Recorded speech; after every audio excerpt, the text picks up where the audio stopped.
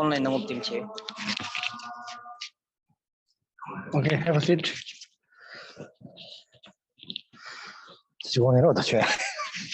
네. 제가 직원이네. 제가 직원이네. 직원에. 예, 이런 거죠. 야, 이거 고대 밑에. 오죠.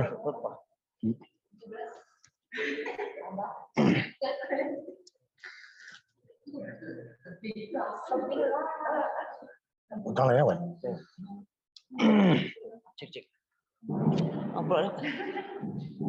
코로나. 예. 아니 이거. 네. Honor difference. Liberate. Ah, ya.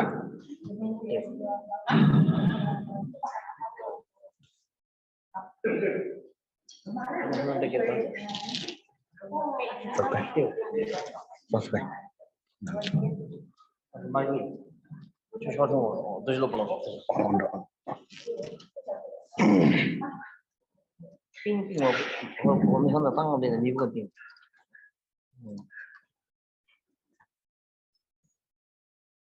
Ini sudah cukup. Bagus. Sudah bagus, Lopon.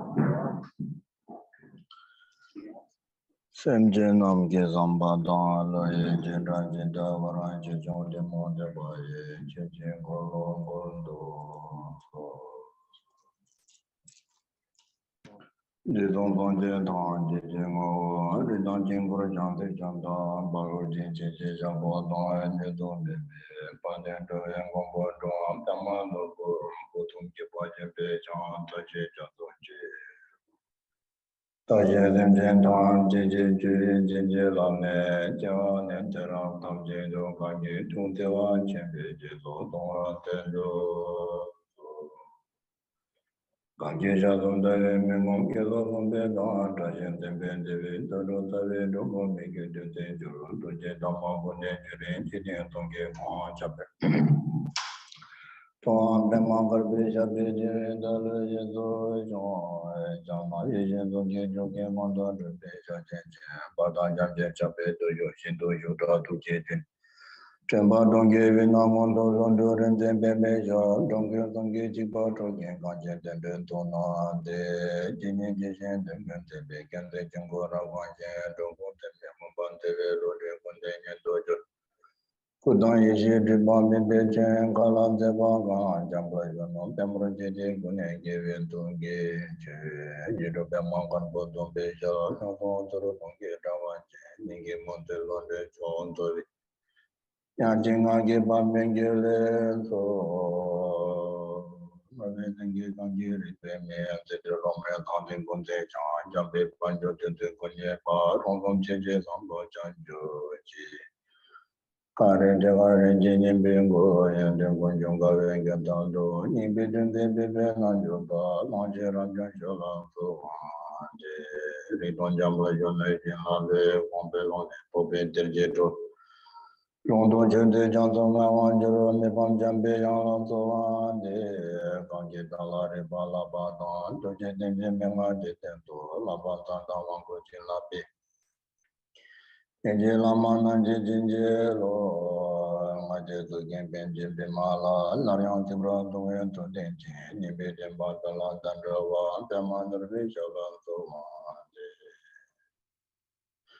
Waya damba kaya ngidang lu danu jingi, dukum dadami genam dan, doa kunji danam jitang, tamji ngidu chudam chejur ji.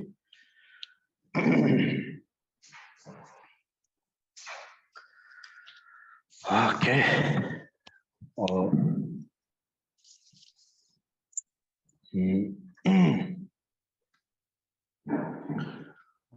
So today I'm going to share some few words on the liberation, that how we can liberate by the Dharma. So first of all, so as I explain always, it is very important to have the genuine motivation during the teachings. So whenever we listen the teaching, whenever we do the practices, so it is very important to have the genuine motivation. So when we talk about genuine motivation, it means that we have to generate the bodhicitta or the enlightened mind.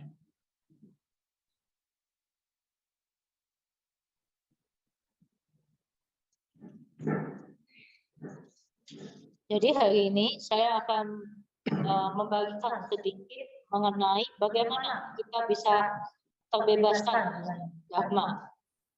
Pertama-tama sangat penting ketika kita menerima satu ajaran untuk memiliki motivasi yang sebenarnya, motivasi yang benar ketika kita menerima ajaran Dharma atau menggunakan Dharma.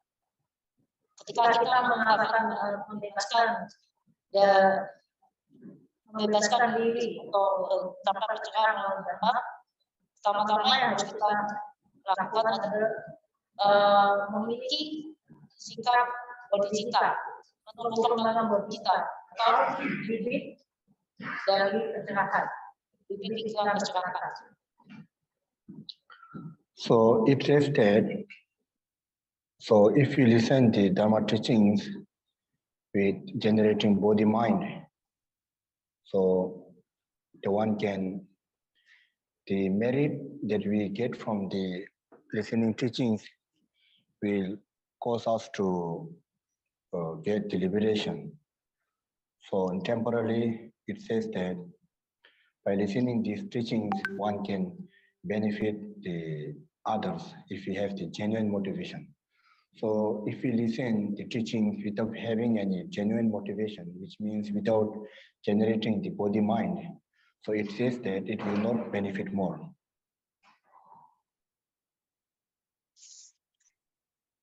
Ketika kita mendengarkan ajaran Dharma, kita harus menumbuh kembangkan batin bodhicitta.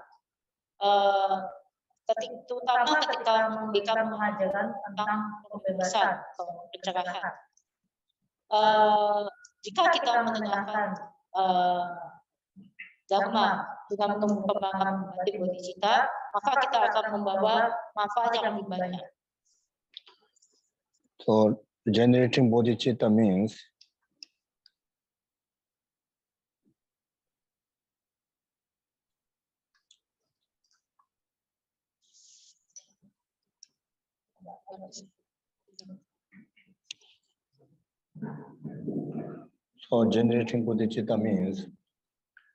one should understand that all the mother relationship beings are our own mother. So in order to repay back the kindness to our mother, so one should have to do the practices of the Dharma, which means that when we are talking about the helping our mother relationship beings, that means we have to lead them towards the enlightenment, which means that first of all one should have to do the practices, and after when we have already achieved the enlightenment, then one can show the right path to the enlightenment to all the mother relationship beings. So that's why, so we have to think that in order to liberate all the mother relationship beings, I'm going to listen these practices and put into the actual practices. Yang dimaksud dengan menumbuh kembangkan bodhicitta berarti seseorang harus memahami bahwa semua makhluk adalah ibu kita.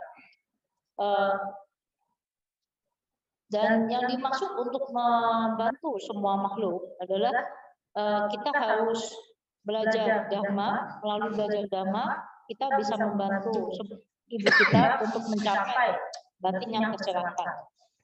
Ketika kita bisa supaya kita bisa membantu semua ibu kita dapatkan batin yang mencerahkan, kita harus pertama-tama harus menerima ajaran Dharma dan melatihnya hingga kita mencapai pencerahan, lalu kita bisa memberi manfaat dan membantu semua makhluk yang merupakan ibu kita. So after 7 weeks that the Buddha Shakyamuni achieved enlightenment, so he started to give the teachings to us or to the sentient beings in order to liberate the sentient beings. Setelah 7 hari setelah Buddha Shakyamuni mencapai pencerahan, Buddha Shakyamuni mulai memberitahu Dharma pada kita semua. So according to the 3 level of the sentient beings, So the Buddha turns the 3 times of the Dharma wheel. So the first Dharma wheel about the Four Noble Truth, which means the cause and effect of samsara and the cause of effect of the nirvana.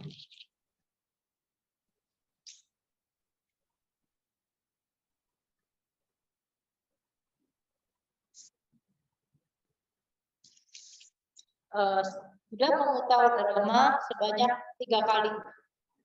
Pemutaran Buddha Dharma pertama kali Buddha mengajarkan tentang 4 kesunyataan mulia, yang pada intinya membahas tentang sebab akibat dari samsara dan sebab akibat dari nirvana. So before Buddha taught that one should know the suffering. So once we already know the suffering, then after that we came to know that the cause of suffering. So once we know that the cause of suffering, so we come to know that in order to remove our suffering, then we have to remove all the cause of the suffering. So that's why Buddha taught firstly the suffering and the cause of suffering. So the suffering which is to be understood and the cause of suffering which is to be removed.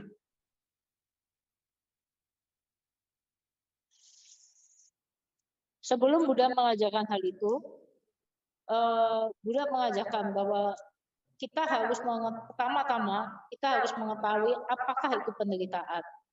Untuk mengetahui apakah itu penderitaan, kita harus mengetahui sebab dari penderitaan. Dan untuk menghilangkan penderitaan, maka kita harus mengetahui cara untuk menghilangkan sebab dari penderitaan. So after knowing the suffering itself and the cause of suffering, that means that we are having the understanding, the basic understanding. So after having this basic understanding, the suffering and the cause of suffering, then after that, then we came to know that in order to remove the cause of suffering, then what is the solution there? So once we know that the solution, which we call the path, means the practices, the things on which we already understood should be put into the practices. So it is called the path. Path means to something, the practices that remove all our suffering and the cause of suffering.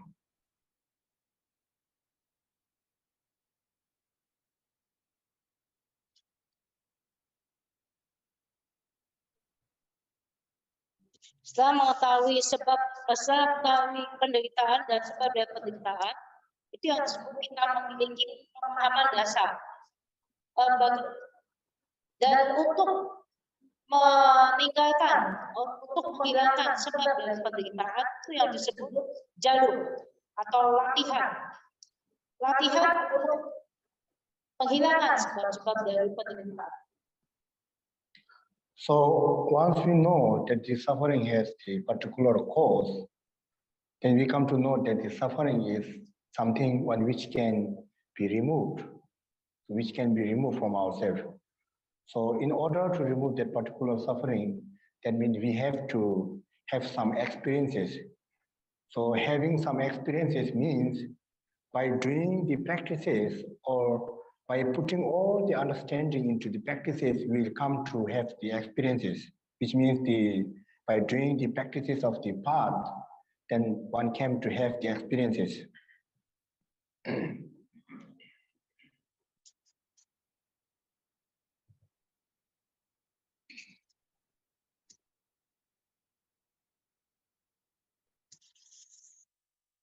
Setelah kita mengetahui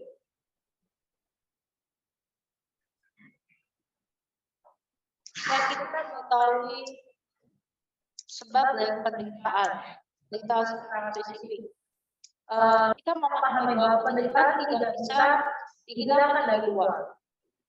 Dengan melakukan latihan melalui jalur, maka seseorang memiliki pengalaman untuk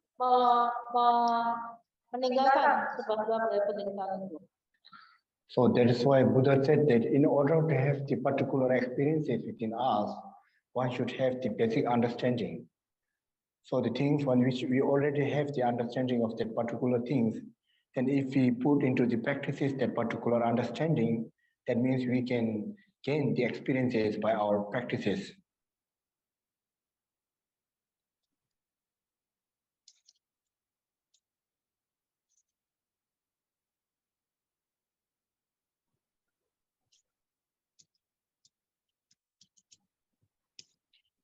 Oleh sebab itu,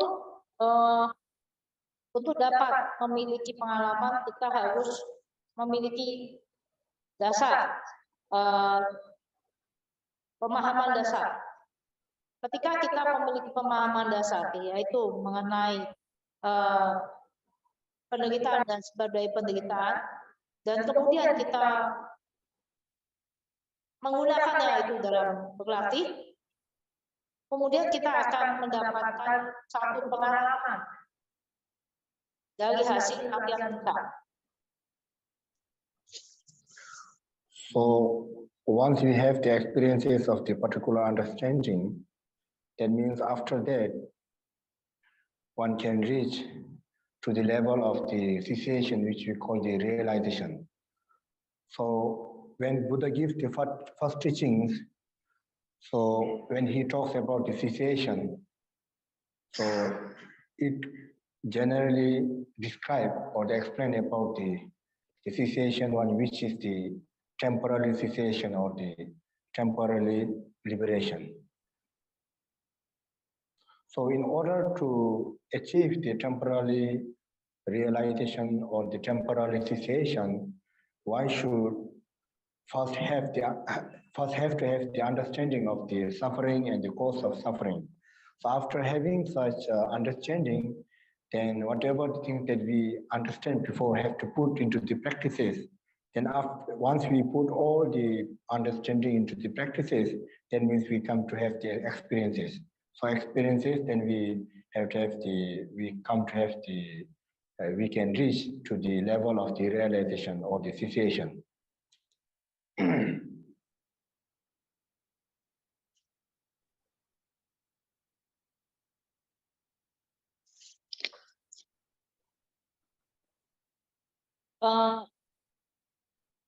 Merealisasikan hasil latihan itu atau disebut juga berakhirnya penderitaan.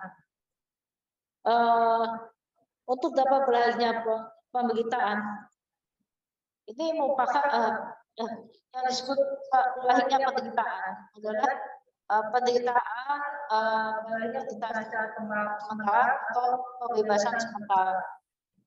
Untuk mendapatkan kebebasan sementara atau berakhirnya penderitaan ini, seseorang perlu memahami dahulu sebab dari penderitaan.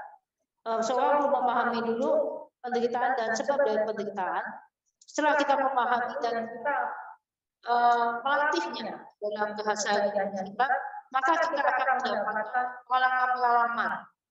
Setelah itu, baru kita akan mencapai pada tahapan realisasi atau berakhirnya penderitaan.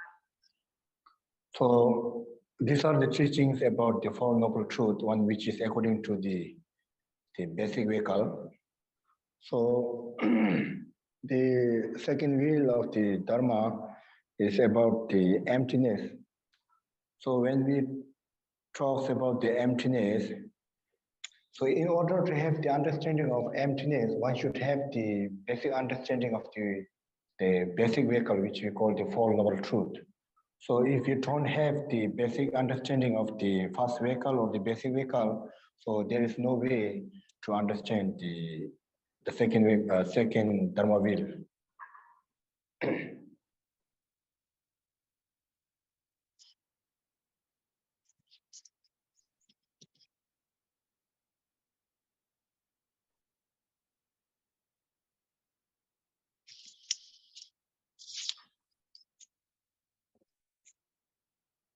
Yang tadi dijelaskan adalah pemahaman dari empat kebenaran sempurna yang merupakan ajaran kendaraan basic. Komutator Dharma kedua lebih menegaskan pada kesunyataan Untuk dapat memahami kesempurnaan, pertama-tama kita tentu harus memahami dahulu empat kebenaran sempurna. Tanpa memahami empat kebenaran sempurna, maka kita tidak akan dapat memahami pemutaran Dharma kedua atau kenyataan. So the second Dharma will, which is about the emptiness, it says that the teaching one which is given according to the medium level, which means the Bodhisattva vehicle. So in these teachings, so there are the two ways of the teachings, one which is the teachings, one which is according to the method way, and the teachings one which is according to the wisdom.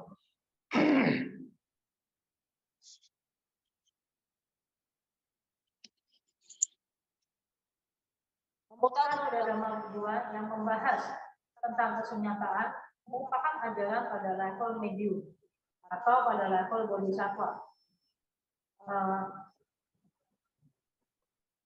Ada dua macam level dalam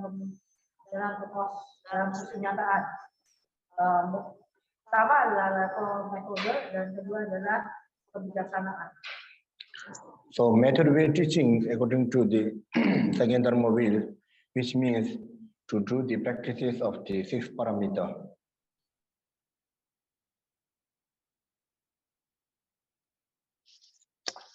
Tadi ada dua cara pelatihan, level pelatihan dalam merealisasikan kekosongan, yaitu pertama metode dan kedua adalah kebijaksanaan. Cara dengan metode, pengajaran dengan metode itu lebih pada penjelasan mengenai 6 parameter. And the wisdom way of the teachings of the second vehicle, the second Dharma teachings, means that that means the understanding of the things, one which is which we can say the emptiness. So when we talk about the emptiness, so it is something that one which is not really exist as we perceive by our common senses.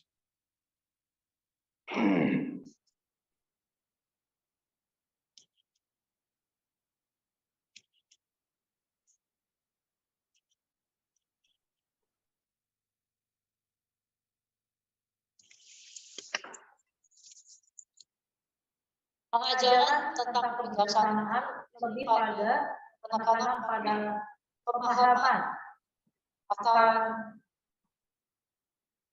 segala satu kekosongan. Yang disebut kekosongan ternyata di sini ada sesuatu sebenarnya tidak benar-benar ada. Jika kita lihat dari sudut pandang akal sehat. Jadi sesuatu sebenarnya tidak benar-benar ada. Seperti yang kita alami ketika melalui pemahaman umum kita. So in the teachings of the second Dharma will, so it extensively explains about the body mind, the mind of enlightenment. So in that teachings, it extensively explained about the true truth, which is the relative truth and the ultimate truth.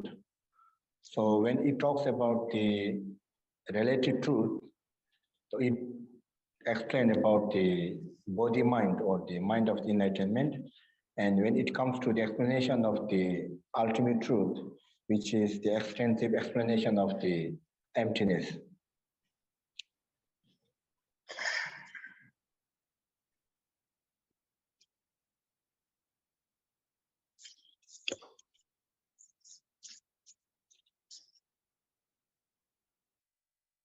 Pengajaran pada pemutaran Dharma kedua, pengajaran tentang pemutaran Dharma kedua lebih pada pembentukan batin, tubuh batin, batin yang tercerahkan.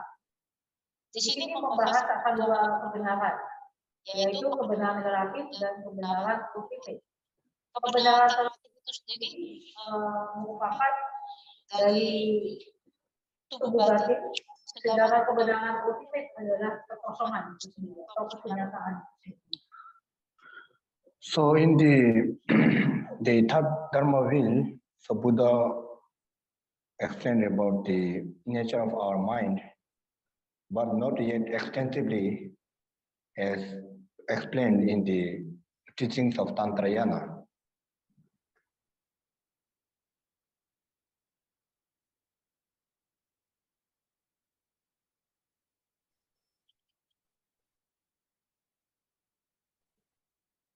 Pemutaran Dharma kedua sudah menjelaskan tentang hakikat batin sejati. Tetapi penjelasannya tidak se-ekstensif, tidak se-mendetail seperti yang dijelaskan dalam ajaran Tantrayana. So at that time, Buddha teach that the qualities of the Buddha or the qualities of the enlightened beings is already within us. So in order to reveal that qualities of Buddha, one which is already with us, we have to do the practices of the path. So that is the teaching that given by Buddha according to the third Dharma wheel.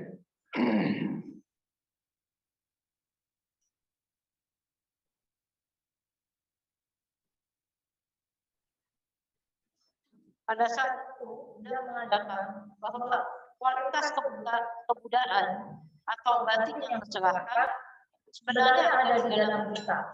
Tetapi untuk kita dapat mengenalinya, kita harus mengikuti jalur. So these are the teachings that Buddha has given after his fully enlightenment. So in order to do the practices of the Buddha's teachings, that means one should have to have the basic understanding of these three vehicles. Jadi ajaran ini adalah ajaran yang diberikan untuk kita mendapatkan pencerahan sempurna. Untuk dapat melakukan itu, kita sebelumnya harus memahami 3 pemutaran Dharma yang dilakukan oleh Buddha.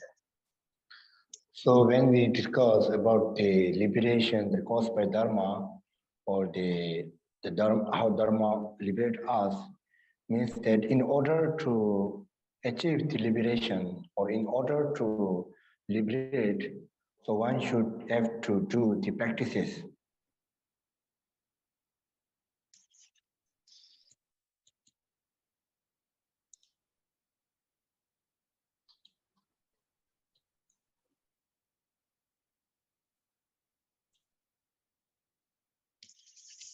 Ketika kita berdiskusi tentang pencerahan yang disebabkan oleh Dharma, cara untuk mencapai pencerahan, seseorang harus melakukan latihan-latihannya terlebih dahulu. So to do practices or to practice the teachings means that one should have to put our understanding into the action.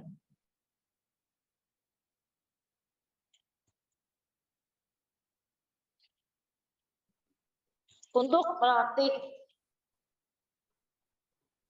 mempraktekkan ajaran, seseorang harus memiliki pemahaman yang bagus untuk mencapai pencerahan. So that's why it is very important to have the understanding in order to do the actual practices or in order to do the meditation. So when we talk about the practices of Dharma, which means that to experience, that means the mostly it explains about the meditation. So in order to do the meditation, that means one must have the basic understanding, so on which we are going to do the practices. So if we are doing the practices without having the basic understanding, then actually there are some benefit, but there's no benefit one which is in the, how to say now, it will not cause us the great benefit.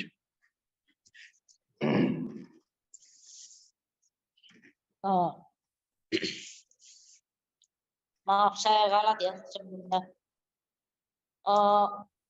Untuk dapat mempraktekkan ajaran, kita harus memiliki pemahaman akan dasar-dasar meditasi. Untuk dapat memiliki pemahaman mengenai dasar-dasar meditasi, kita harus memiliki pemahaman yang mendasar dahulu. Sehingga ketika kita melakukan latihan dengan pemahaman dasar yang jelas, maka pelatihan kita akan dapat menghasilkan hasil yang baik. So in order to get the liberation, in order to get liberated from the particular things, one should have the particular understanding of the things. So once you already have the understanding of that particular things, that means you are having the liberation.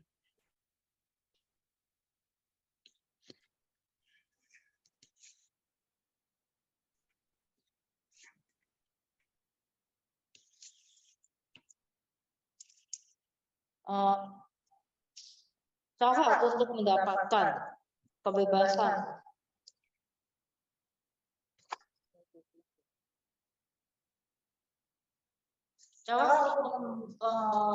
untuk mendapatkan kebebasan secara tertentu, seseorang harus memiliki pemahaman latihan yang mendasar sehingga kita baru mendapatkan kebebasan. So that's why it is very important to have the basic understanding of these three Dharma wheels, one which is given by Buddha Shakyamuni after his enlightenment. So the reason why that when Buddha gives the teachings of the Tantrayana, so the things one which is already explained in the Sutrayana Vekal. So when Buddha gives the teachings of Tantrayana, he will not give the extensive explanation on that the teachings one which is already taught into the basic vehicle of the three turning wheels. So for example, like the explanation of the generating bodhicitta, the explanation of the six paramita, these all are extensively explained in the Bodhisattva vehicle, the second Dharma wheel. So that is why when Buddha gives the teachings of Tantrayana, actually we have to put all this understanding into the practices during our practices of the Tantrayana teachings, but not yet explain when he gives the teachings of the Tantrayana, because the explanation already given in the teaching one which is given generally, the Sutrayana vehicles. So that is why Buddha not explaining again in the teachings of the Tantrayana.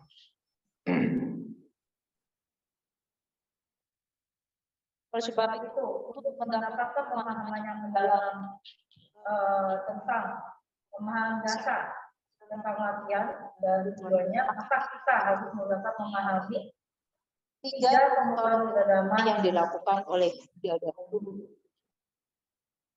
Ketika Buddha mengajarkan Tantrayana, Buddha tidak menjelaskan secara mendetail mengenai ajaran-ajaran yang ada di dalam Sutrayana.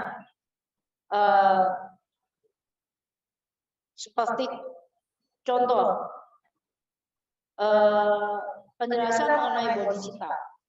Bagaimana menumbuh kembangkan bodhicitta. Semua penjelasan ini sudah terangkum pada penjelasan di dalam ajaran Sutrayana. Ketika penjelasannya dilakukan di level Tantrayana, maka Buddha tidak akan mengulang penjelasannya secara lebih mendetail mengenai hal ini. Buddha hanya menunjukkan bagaimana menumbuh kembangkannya saja, caranya. Tapi penjelasan mengenai bodhicitta dan cara-caranya secara lebih mendetail ditemukan di Sutrayana. So when Buddha gives the teachings of Tantrayana, so the things one which is not yet extensively explained in the Sutrayana, the Buddha focus on that particular things on which is not yet explained in the Sutrayana. For example, like the nature of our mind. So nature of our mind, one which is not yet explained extensively in the Sutrayana teachings, then Buddha just tried to have the detailed explanation during the teachings of the Tantrayana.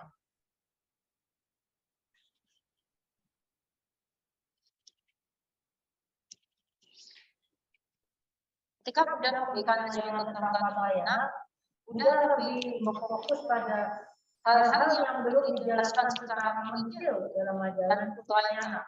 Seperti contoh pengajaran tentang hakikat batin sejati yang belum dijelaskan secara esensi, belum dijelaskan secara di dalam ajaran Tantrayana. Maka Buddha memberikannya dalam ajaran dan ketika membuka Dharma tentang Tantrayana. So then after having the detailed explanation about the nature of our mind, one which is to be understood in order to do the practices of Tantrayana. So when it comes to the actual practices of Tantrayana, so there are two types, the generating stage and the complete stage. So in order to do the practices of that two stage, the generating stage and the complete stage, one should have the basic understanding of that nature of our mind. So in order to understand that nature of our mind, one which is extensively explained in the Tantrayana Vehicle, so the teachings one which is given in the Sutrayana Vehicle also have to be understood during that time.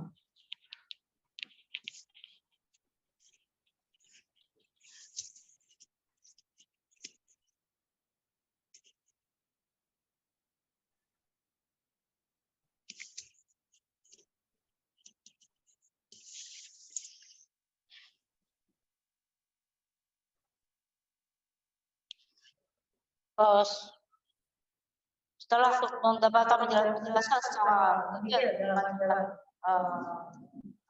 hakikat batin sejati, maka kemudian ketika kita memahaminya, Buddha masuk pada latihan yang sesungguhnya dalam Tantrayana. Dalam Tantrayana ada dua tahapan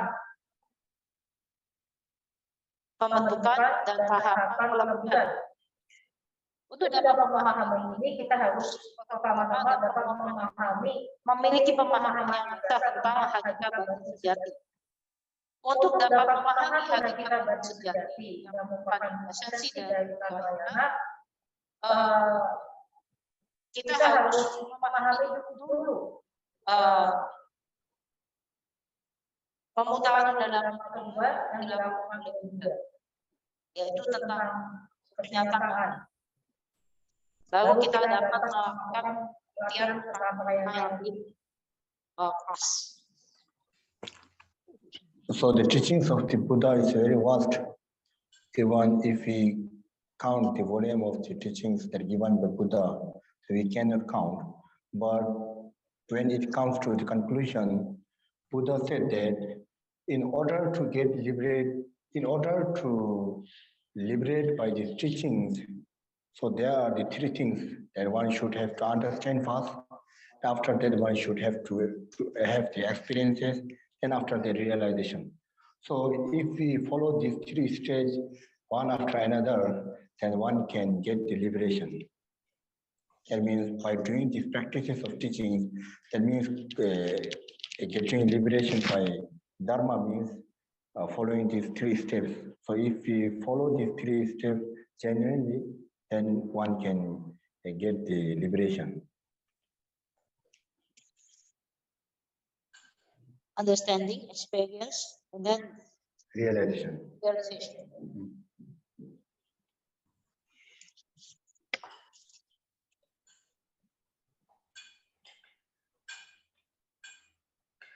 Ajaran Buddha sangatlah puas.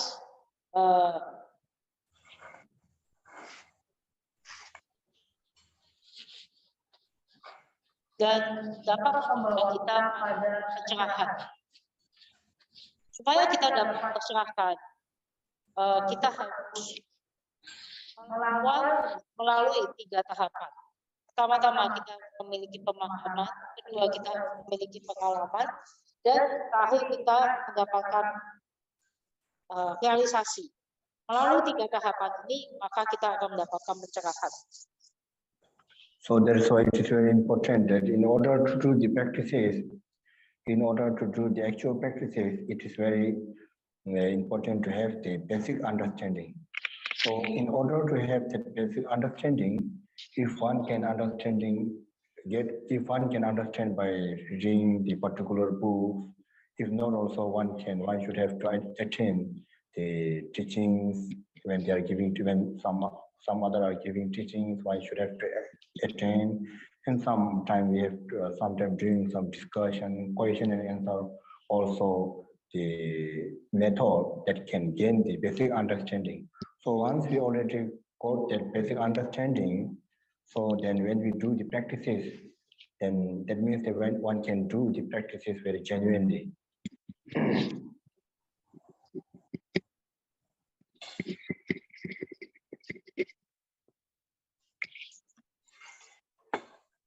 Latihan yang sebenarnya akan lebih efektif ketika kita memiliki pemahaman dasar yang baik.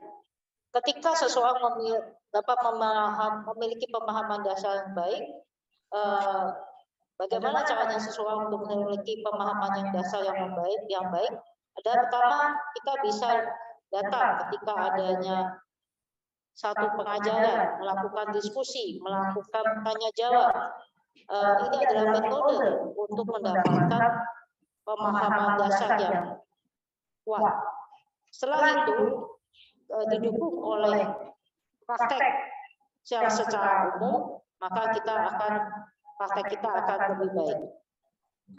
So when Buddha and Bodhisattvas are giving teachings, so they can give teachings according to the particular person wishes or particular person ability of the mind.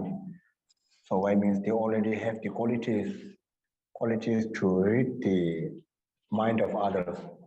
So they already, before they give teachings, they already know that what that particular man is thinking, what that particular man is going to or wish for. So according to that, their level of understanding, according to their wishes, so Buddha and the Bodhisattva can give the teachings. But as we are ordinary people, we cannot give the teachings one which is according to the particular person. So one which is suitable for another person may not be good for other person. So that's why it is much better to have the question and answer in order instead of giving some general teachings actually. So if you do the question and answer, then we can come to know the doubt and what is the things that have to be clarified by the answer, and we come to know this if we do the question and answer. So that's why I think that questioning and answer is much better.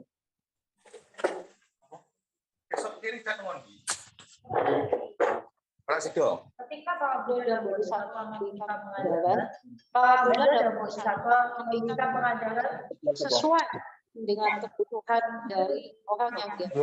Para Buddha dan Bodhisattva melihat kualitas dari orang yang hadir dan memiliki kapasitas untuk melihat batin dan kualitas dari orang yang akan menerima pengajaran tersebut. Kemudian Buddha dan Bodhisattva memberikan pengajaran sesuai yang diinginkan orang tersebut dan harapan dari orang tersebut. Akan tetapi karena kita orang biasa, maka kita belum memiliki kapasitas yang sama dengan para Buddha dan Bodhisattva. Oleh sebab itu, tanya jawab adalah satu metode yang terbaik dibandingkan dengan hanya memberikan ajaran biasa saja. Dengan melalui tanya jawab, maka kita akan mendapatkan pemahaman yang lebih baik dan keraguan-keraguan yang kita miliki bisa terjawab. So if I keep sharing my own opinion generally, then you all may not get chance to clear your personal doubt. So that's why in order to clear your personal doubt, so the question and answer is much better. Lopon bisa memberikan penjelasan secara umum, tetapi untuk supaya kita dapat memiliki keyakinan yang mendalam dan menghapus keraguan kita, maka sesi tanya jawab adalah metode yang terbaik. We're going to start our question and answer. Oleh sebab itu kita akan memulai tanya jawab sekarang. Oke, silakan yang ingin bertanya dari teman-teman yang online bisa melalui forum chat, dan teman-teman yang offline bisa dimulai sesi tanya jawabnya, silakan. Ya. Yes, please. Ada pertanyaan? Bagaimana Dharma bisa membebaskan kita? Teman-teman, apakah ada pertanyaan? No.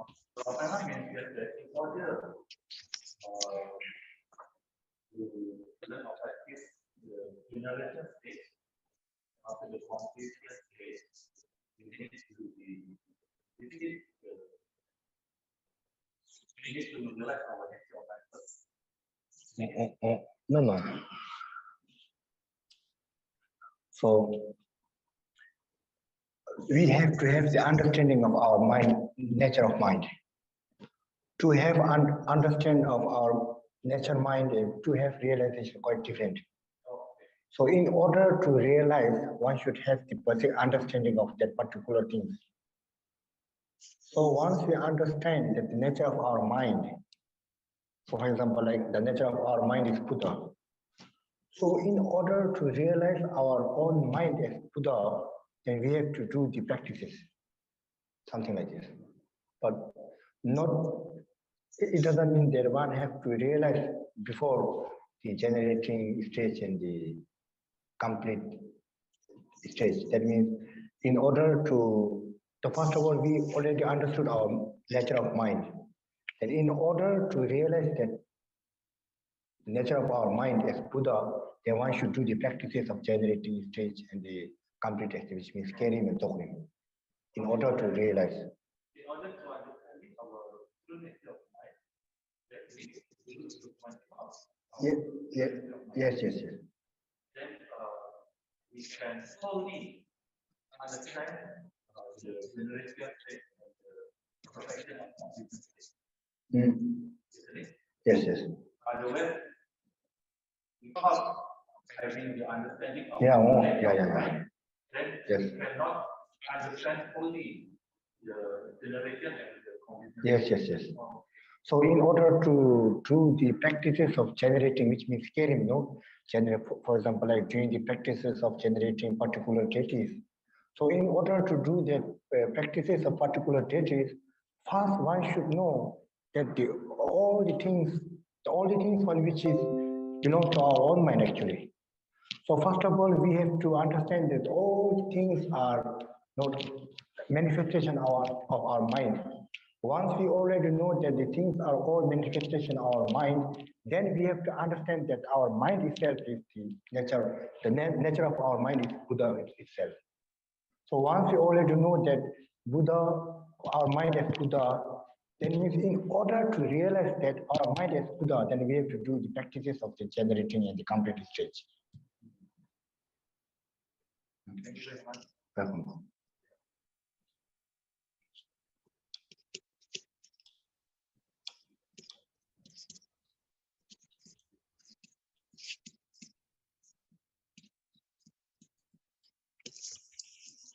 Tanya dari Pak supaya kita dapat supaya kita belajar tahapan kita dan perampungan, maka kita harus merealisasikan hakikat batin sejati. Dijawab oleh Lopon, bukan. Kita harus memiliki pemahaman akan hakikat batin sejati. Memiliki pemahaman akan hakikat batin sejati dengan merealisasikan hakikat batin sejati adalah dua hal yang berbeda. ketika kita memahami hakikat batin sejati kita adalah Buddha, kemudian kita berlatih untuk dapat merealisasikannya. Dalam tahapan pembentukan dan perampungan,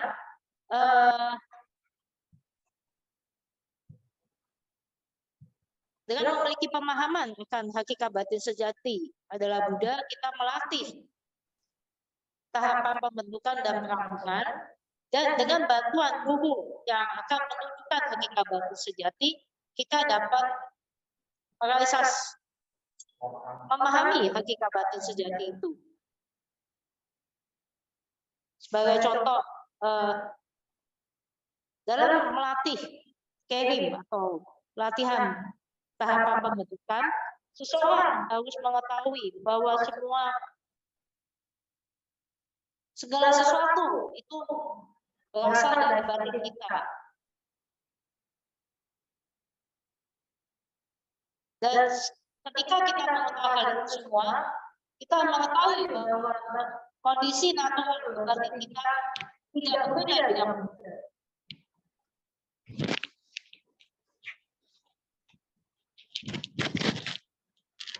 Dan untuk dapat merealisasikan batin kita tidak berbeda dengan Buddha, maka kita melalui tahapan pelatihan, pembentukan, dan perampungan. Kita melatih itu. Oke. Oke. There's a question for DT, siapa ya DT? Oh, jangan Tanus. Jangan Tanus.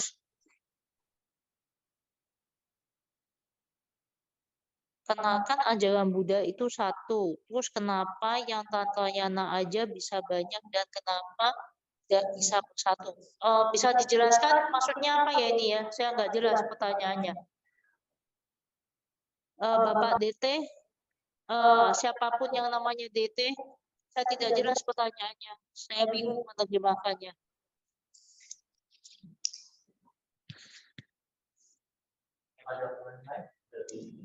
Sementara ada pertanyaan lain?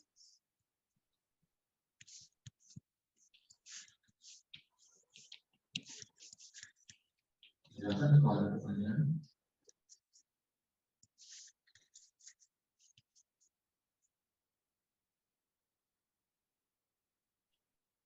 Kan ada udah terus satu. Oh, oke. Okay, I understand. So, Lopon, the question is, Buddha's teaching is only one. Buddha's teaching is only one. But why there is many school in Tantrayana?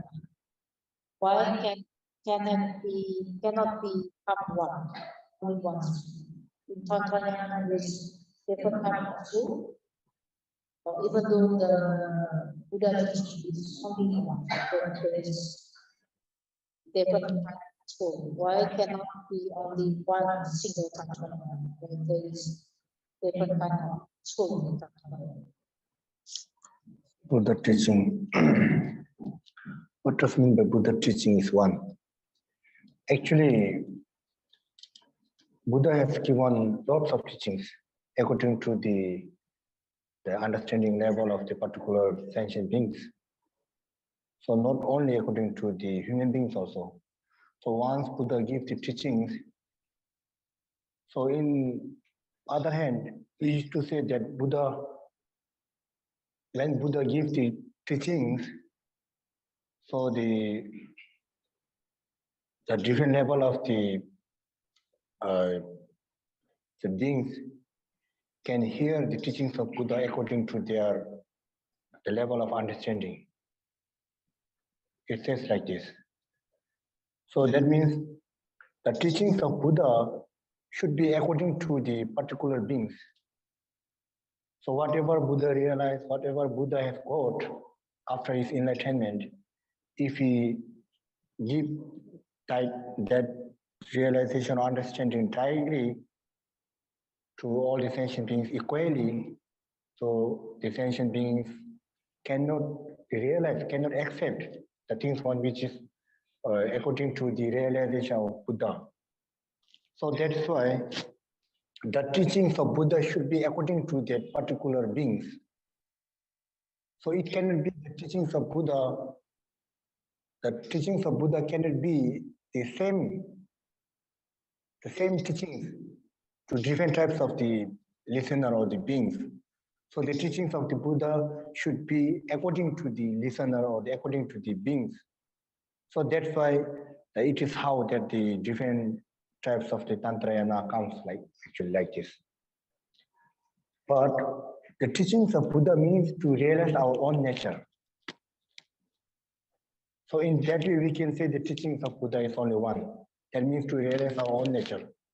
So in order to realize our own nature, there is not only one being. There are many beings. So among those many beings, the qualities of the understanding also have different level or different types.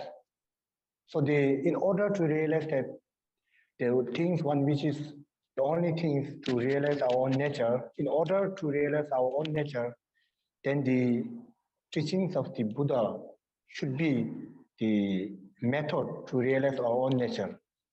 So the methods that given by Buddha should be totally depend upon the particular beings.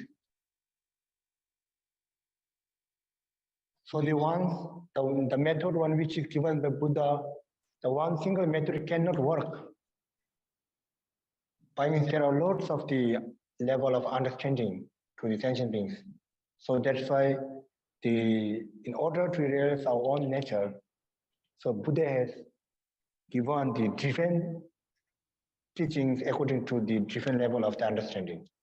So that is how it comes many.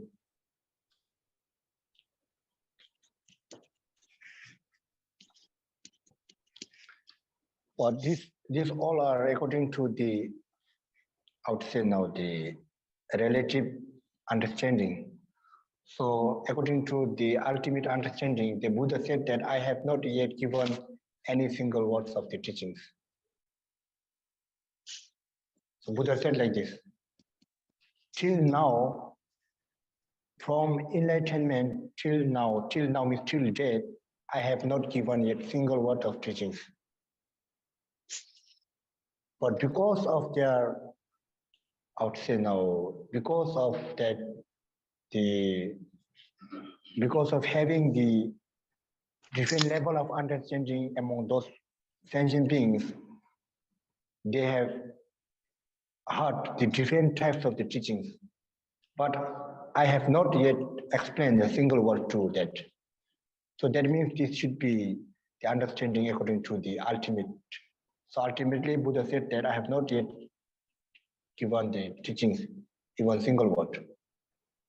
But which I explained earlier, which is the understanding that we have to understand that one which is the relatively. That Buddha has given lots of the teachings according to the different level of the understanding in order to realize our own nature. So when Buddha gives the teachings of Four Noble Truths, that indirectly means that the teachings one which is to realize our own nature. But Buddha directly not yet point that one should have to understand our own nature, one which is already Buddha.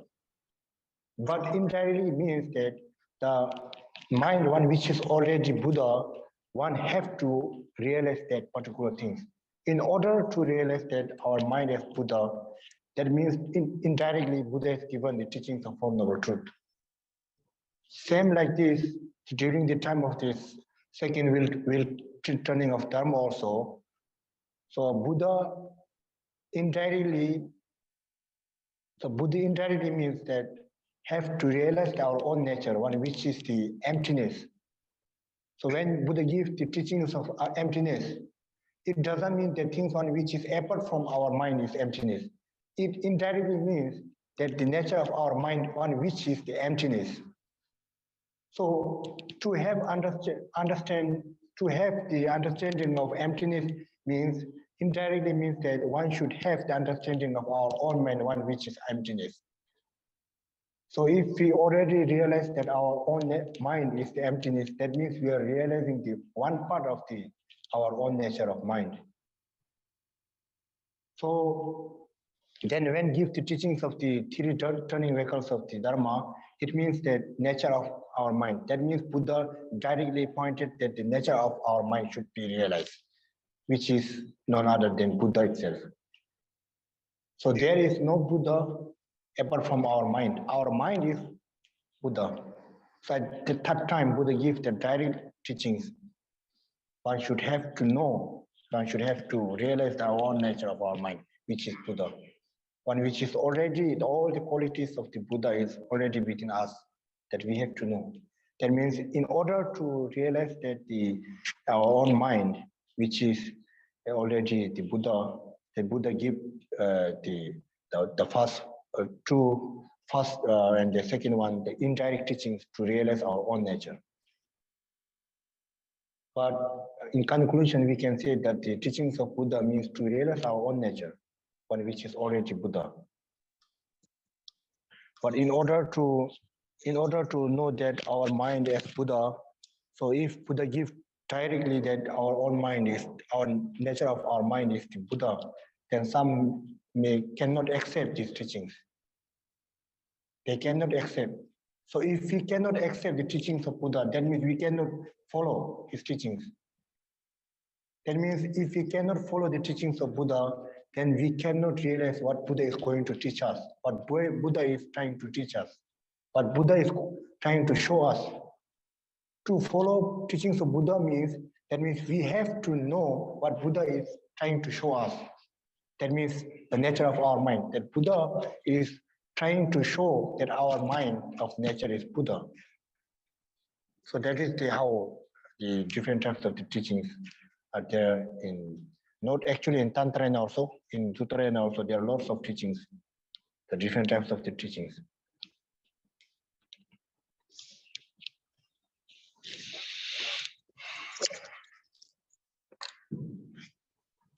Pertanyaannya, Buddha ada satu, terus kenapa kita bisa banyak, kenapa nggak satu?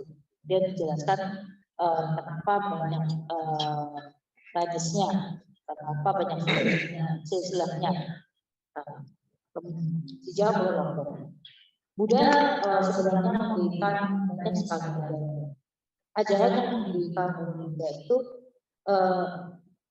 disesuaikan dengan kebutuhan dan kualitas dari setiap makhluk. Jadi makhluk dengan level yang berbeda menerima ajaran yang berbeda. Mereka dapat mendengarkan ajaran yang berbeda. Jadi ketika Buddha memberikan ajaran yang didengar dan yang diterima oleh berbagai makhluk itu pemahamannya berbeda-beda. Jadi sesuai dengan kualitas dan level dari setiap makhluk. Kenapa tidak dibuat sama levelnya? Karena ketika dibuat sama, maka tidak bisa diterima. Tidak bisa setiap makhluk menerima ajaran dengan kualitas yang sama. Karena pemahaman dan tingkat kualitas pemahaman dari setiap makhluk berbeda.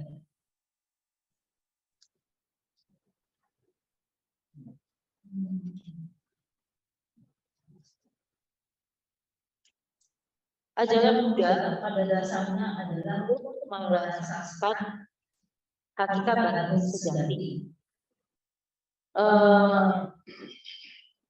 Tiap makhluk memiliki pemahaman kualitas yang berbeda dan memiliki pemahaman yang berbeda dan dapat merealisasikannya dengan sehingga diberikan ajaran yang berbeda sesuai dengan kapasitasnya sehingga mereka dapat merealisasikan hakikat batin sejati dengan berbagai metode yang sesuai dengan kapasitas tiap makhluk.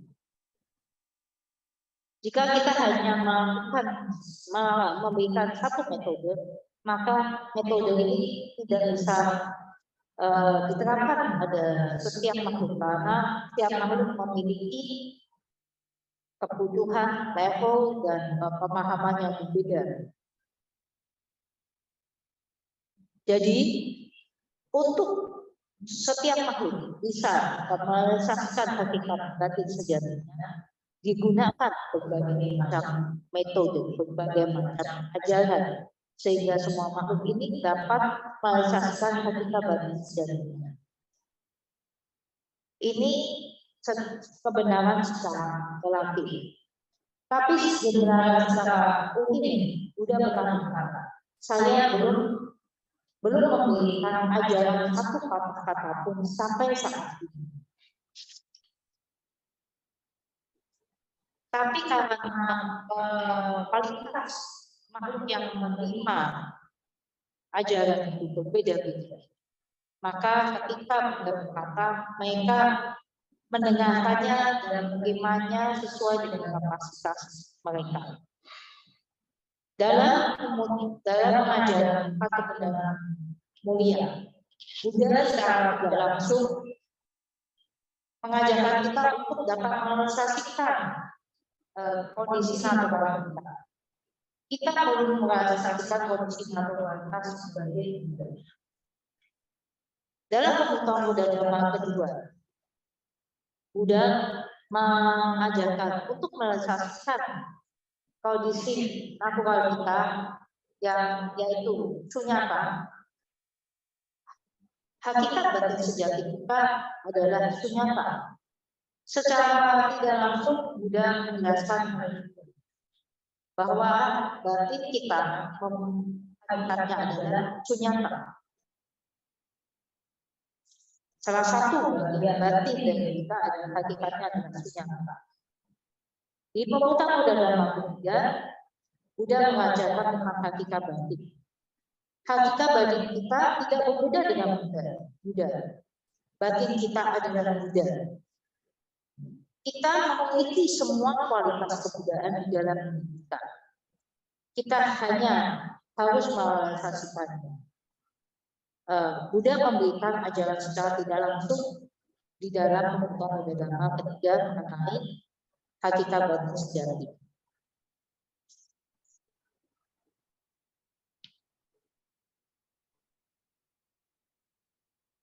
Ketika kita dapat merasakan hakikat batin sejati kita, maka kita sudah tidak berbeda dengan Buddha.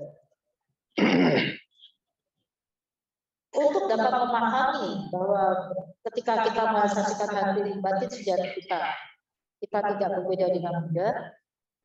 Ketika kita tidak bisa menerima kondisi ini, maka dan tidak bisa mengikutinya, maka kita tidak bisa mengikuti ajaran Buddha.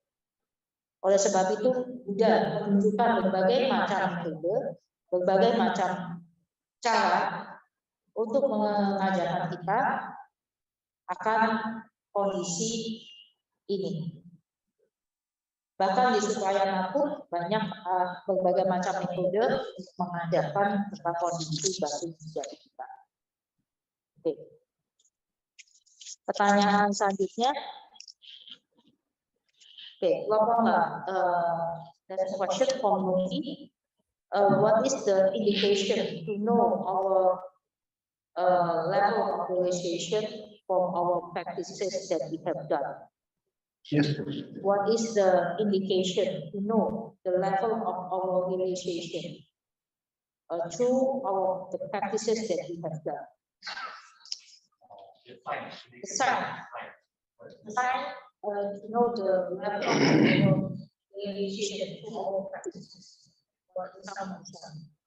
So in teachings, it explained that the sign is the basic sign is the one have to see the changes in our mind.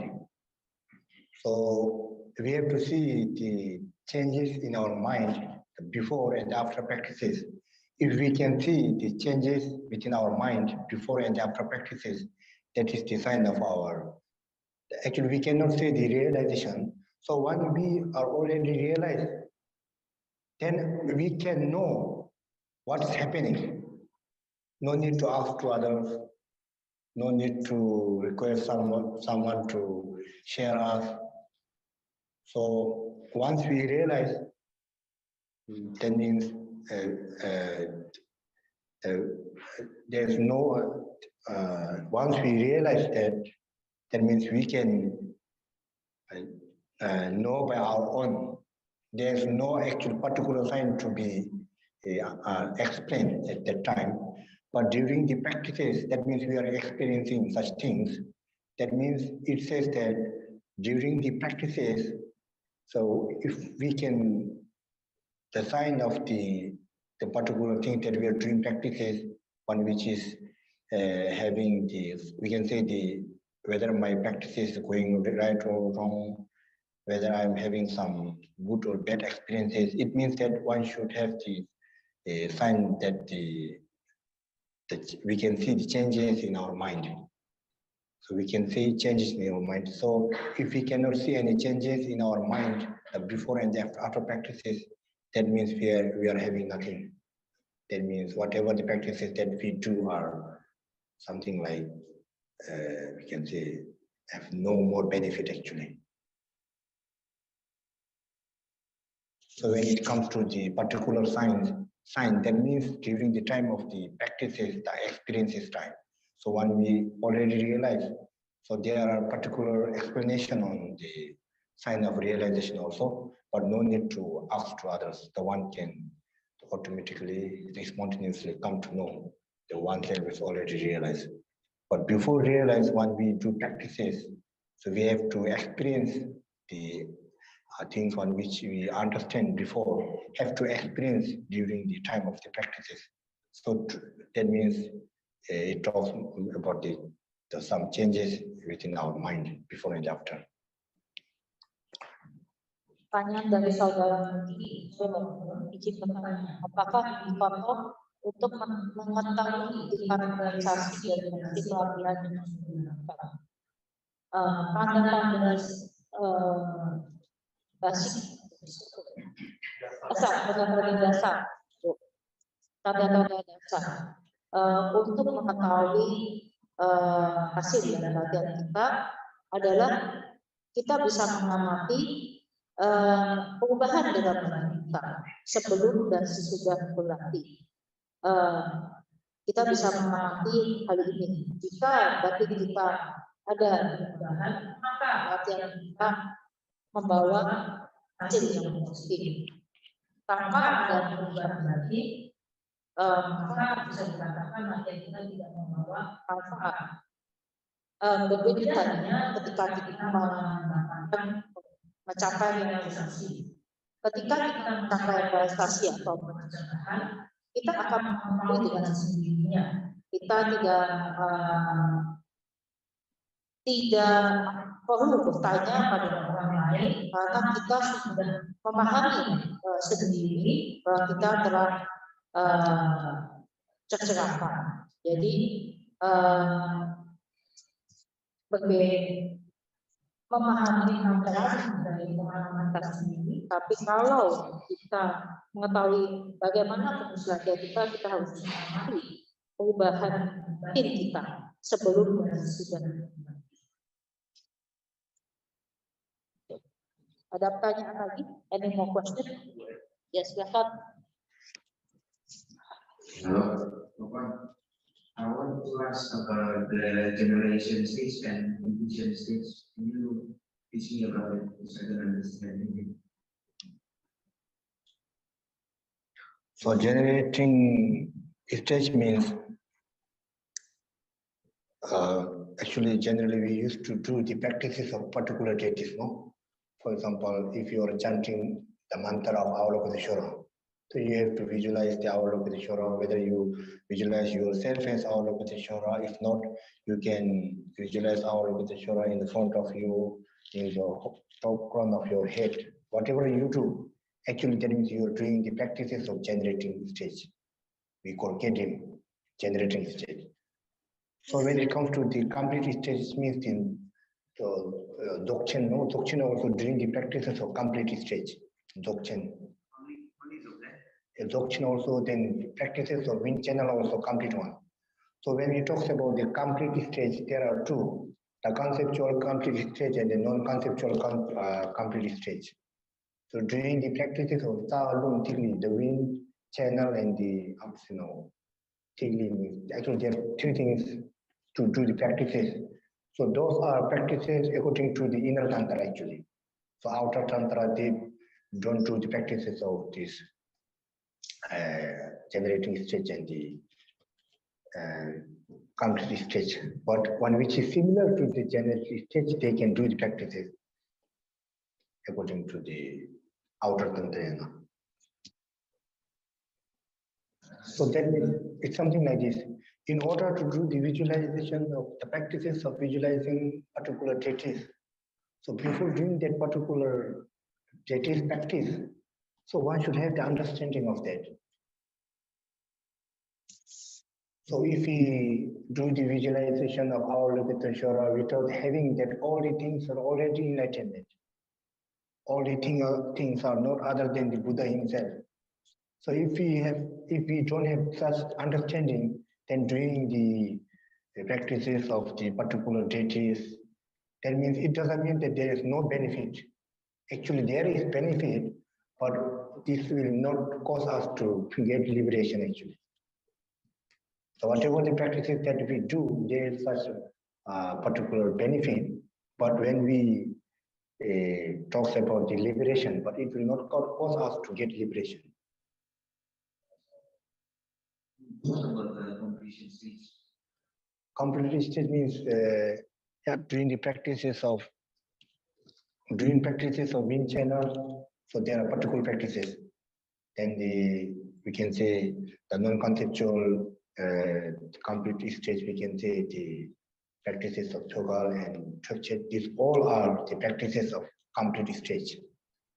The purpose of completion stage is yes. The purpose of the completion stage is yes. Purpose. Yeah, we have to know that all the purpose of practices means to reveal our own nature of our mind. So by doing the practices of generating stage, the practices of the complete stage, that means we have to, in order to realize our own nature of mind actually. For example, if you are doing the practices of generosity, practices of passion, practices of the whatever the practices one which is related to the teachings, that means some are direct, some are indirectly to reveal or to know our own nature of our mind.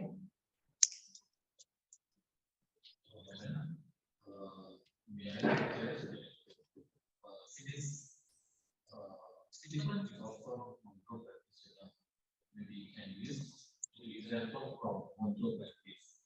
Let's say Dharmadesana, you also do the simulation stage. Then we visualize the Dharmadesana. Then also include actually the completion stage now. Yeah. And also resting. Yeah, practices of Vajrasattva, no? So actually we can also, this is the exact generating stage practices, but which is similar to the generating stage practices actually, yeah.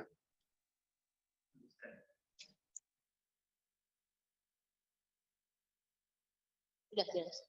So I mean, when we do the practices of Vajrasattva, we no need to visualize oneself as Vajrasattva. So at that time we have the person one who do the practices of Vajrasattva should be apart from the Vajrasattva actually. We no need to visualize oneself as Vajrasattva. After doing the complete practices of Vajrasattva, at that time, at the end, then we have to visualize oneself as Vajrasattva. There is no more that Vajrasattva apart from us. That means at the end of the practices, it shows that in nature, to do practice means we are doing practice means we are not in the stage of the nature, ultimate point. Once you already done the practices, that means after doing the genuine practices, that means to reach at the ultimate point. So once we already done the practices, at the end we have to visualize oneself as Vajrasattva. So in the practices of Guru Yoga also like this. When we do the practice of Guru Yoga, we no need to visualize oneself as Guru Pamasambha or particular the deities on which we are going to visualize apart from us. So after doing the particular practice, after completing their practices, then in order to show that in nature there is nothing one which is other than oneself. There's nothing particular traits that have to generate, have to visualize apart from us. In order to know that the actual, then we have to visualize oneself as particular traits, like the Guru Pama Sambhavan which is dissolved into us, and we also have to visualize, we have to know that we oneself is no other than the Guru Pama Sambhavan. So according to the teachings of the outer Tantra, there's no way that we should do the whatever the practices of the deities we do.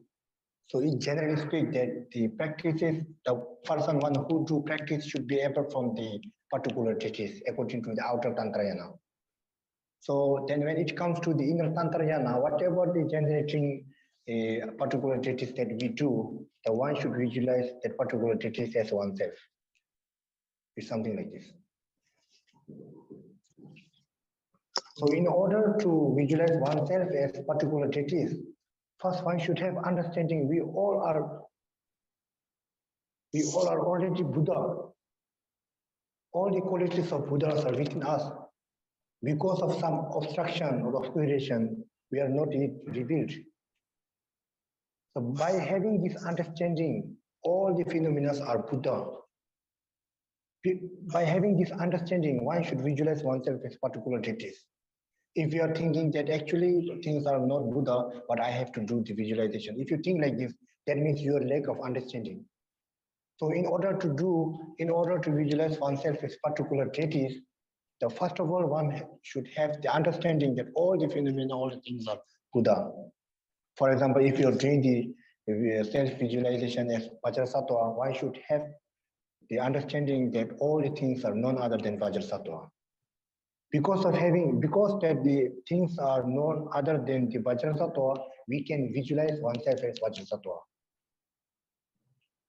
So without having the basic understanding that all the things are particular deities, which we are going to do the practice, then if we think that actually it is not the deities, but I have to do the visualization during the time of practices. If you think and do the practices of self-visualization deities, that means you are having some wrong practices actually. That means you are not having the understanding then. So that is why in order to do the particular practices, one should have understanding like this. If you not have understanding of basic that the things are already Buddha, we cannot visualize oneself as Buddha. If we have not yet understand that all the things are Vajrasattva, then we cannot visualize oneself as Vajrasattva. If you do the visualization of oneself as Vajrasattva without not knowing that all the things are Vajrasattva, that means your understanding and your practice is quite opposite. So when we do practices means we should put into the practical one which we already understood. The things on which we already understood should be put into the practical during the practices. Something like this.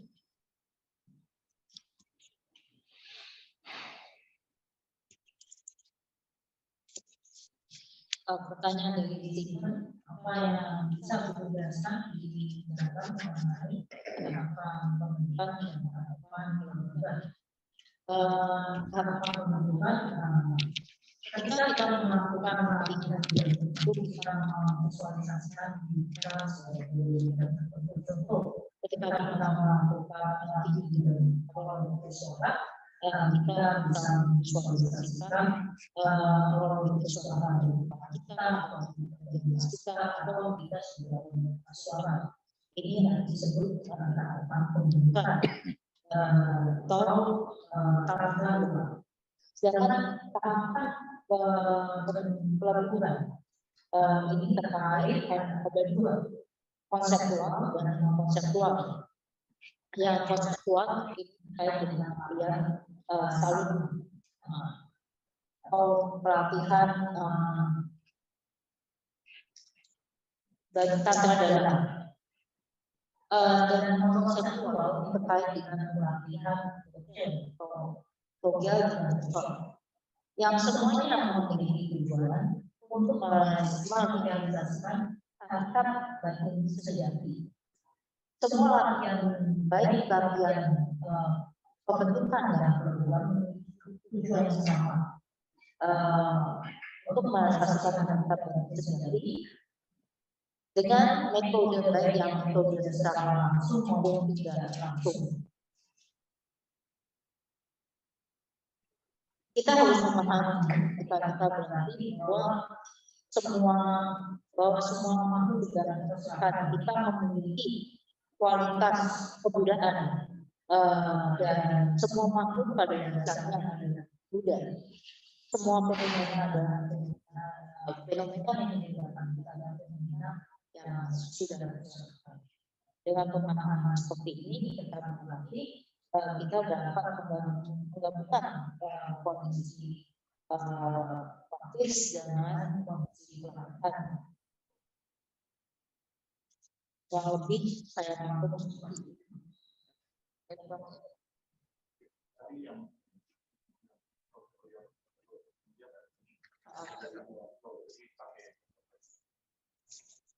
Jadi Lopon memberikan contoh ketika kita berlatih ngobrol, kita memvisualisasikan sebagai macam satwa. Ketika kita melakukan pelatihan macam satwa, kita memvisualisasikan macam satwa dan setelah kita menyelesaikan pelatihan itu, kemudian pada satwa melebu, kita tidak ada berbeda dengan pada satwa, kita memiliki pemahaman bahwa sebenarnya semua fenomena ini tidak berbeda dengan pada satwa. Kita dan semua fenomena yang ada di sekeliling kita adalah sama dengan pada satwa. Jadi kita memiliki kualitas-kualitas yang tak berbeda dengan pada satwa. Ini yang dimaksud dengan tahapan pembentukan. Ya, ketika kita berkonsultasi dan pelanggannya pelanggan dan istirahat itu adalah bagian dari pengampunan. Oh, suara saya menggema. Oh, oke, maaf ya. Menggema. Ya, sekarang masih menggema. Oke. Oke, masih. Wah, masih. Sebentar ya. Masih boleh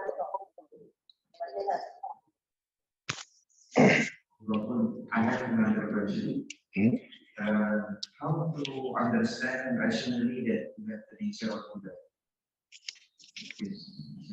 How to understand that we have the nature of Buddha? How to understand the nature of nature of Buddha? So there are lots of explanation in the text according to the teachings of the third vehicle, the Buddha himself given to us. So the simple way to know that our mind is the nature of our mind, one which is nature of Buddha.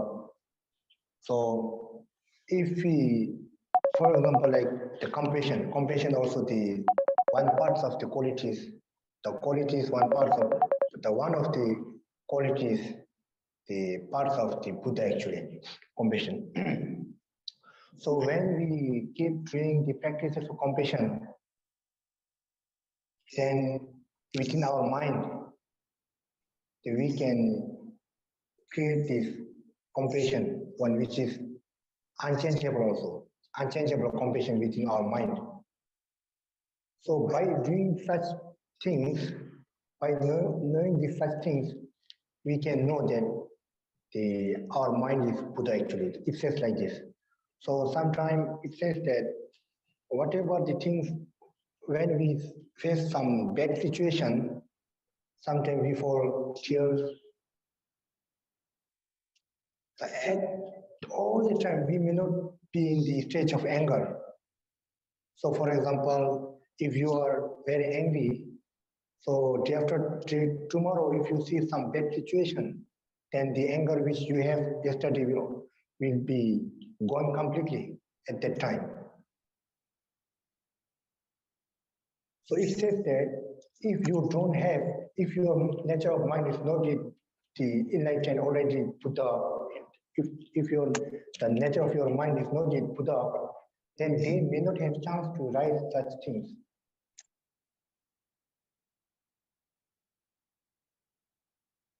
If that means the stage of your anger will not change into that stage. That means today if you have the anger, this anger may not have tomorrow. So when you face some the bad situation, one which is very pathetic situation, then you may have some, how to say now, the feelings inside, one which is not to harm others.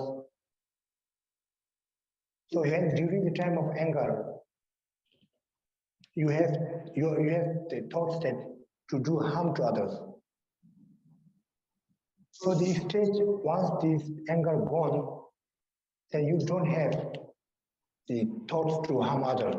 So instead of that, you have some thought to help others.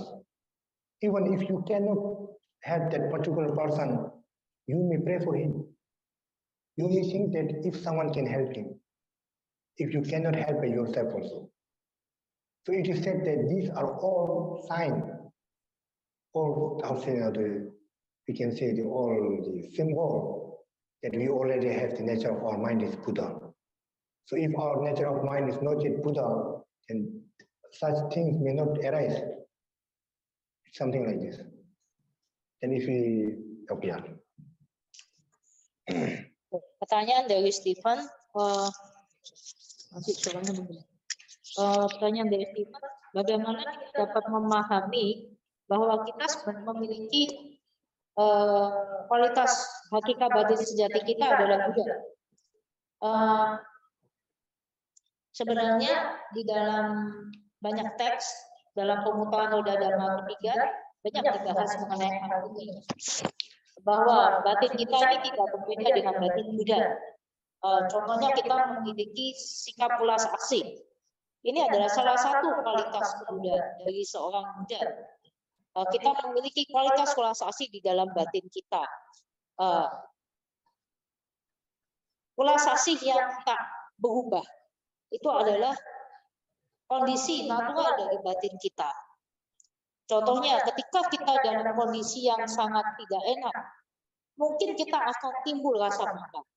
Tapi kondisi marah itu tidak akan berlangsung selamanya.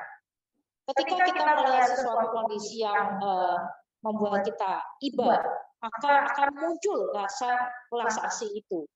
Ketika muncul rasa ulas asih itu adalah menunjukkan bukti bahwa batin kita tidak berbeda dengan batin seorang Buddha. Jika memang kita tidak memiliki kualitas batin seperti seorang Buddha, maka tidak akan muncul kualitas ulas asih itu. Oke, maaf suaranya masih menggembang. Oke, Lopon, question. What kind of mind changes when we experience during our practice? So what Lopon mean? There's a follow-up question. So Lopon said that our practice is can bring benefit when we can see the changes in our mind before and after we practice. So the question is, what does Lopon mean by changes? So it says that the interest to the worldly activities will get reduced. So before practices, if we have, I would say now, the very anger, very attached to the worldly activities. So after doing the practices, if we have some, if we not yet completely, but if we see some losing interest to the worldly activities, these are also the having the sign of changing our mind. So before, if we have some, how to say now, something like the attachment to the worldly things. So then after we do the practices, if we have some, if we see some reduce the attachment to the particular, the things on which we really have the attachment before the practices. So these are all. And the one it says that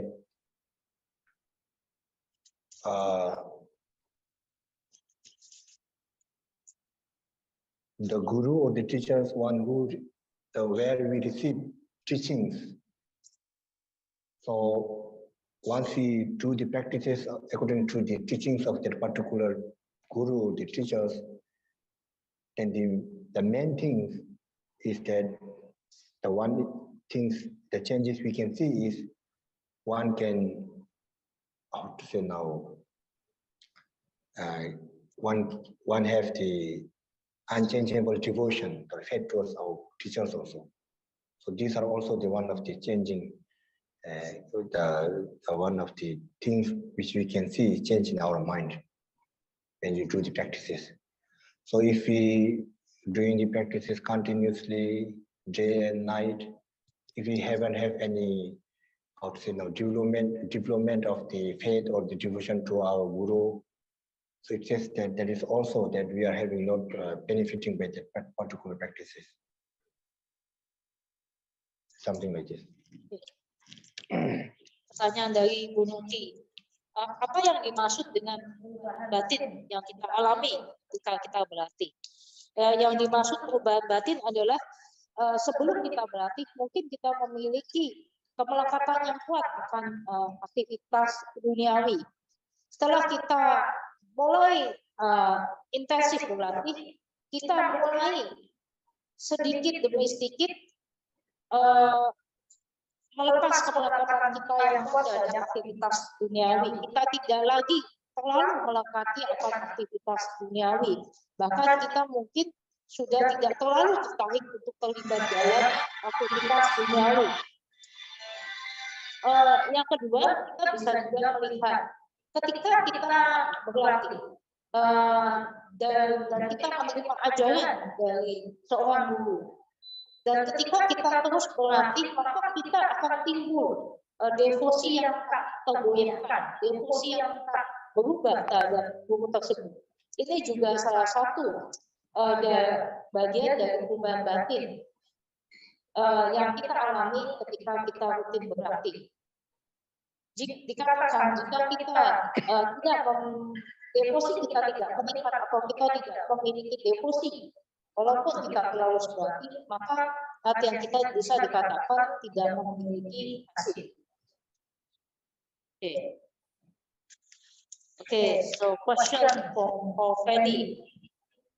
Lopon, I want to ask, if we already know and felt that we are Buddha, then what should we do to practice what should we do during practices? If we already know that we are Buddha, what should we do? Apa harus kita lakukan lagi? What should we do during practices? Maksudnya, kalau sudah tahu kita Buddha, ngapain latihan itu ya, kok ya? Let me clarify. Iya, benar-benar. Jadi, ya? Maksudnya begini, pas dalam latihan, kita sudah bisa merasakan nih bahwa kita ini, ada batin Buddha, benar-benar kita merasakan. Jadi kita mau latihannya apa lagi gitu loh. Oke. Kalau udah tahu Buddha, ngapain latihan gitu ya? Iya. Mau berlindung sama siapa lagi, sama diri kita sendiri kan paling gitu aja. Oke, ya. If we already know we are Buddha, what is the purpose of we practice or practicing? Because we are already Buddha. So that's the question. By knowing the oneself as Buddha will not benefit actually. So, what means we have to realize.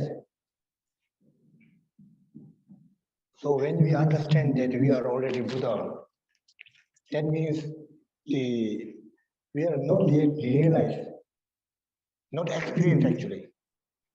So first we have to realize that ourselves as Buddha, that means it will create within us eagerness to see what is there, something. For example, if we already know that the profit of business, by knowing that there is lots of profit if I do such business, will not help us. First, we have to know the profit. So by knowing that profit, then we have to do the particular things, the action to get that profit one. It's something like this. To understand our nature of our mind as Buddha is something like we can see or we can know the profit of that particular business before doing that particular business. So by knowing that particular business profit will not get profit to us. So in order to get that profit, we have to start our business. So once we start our business, and if we do the genuinely business, then we will get the profit which we already know before we start our business. It's something like this. So if you think that, oh, if I do such business, if I start this business, I will get lots of profit. Then if we stay like this without having any action, then we will not work anymore actually. Something like this. Actually, it's like this. To know, to understand and realization is very different actually, totally different.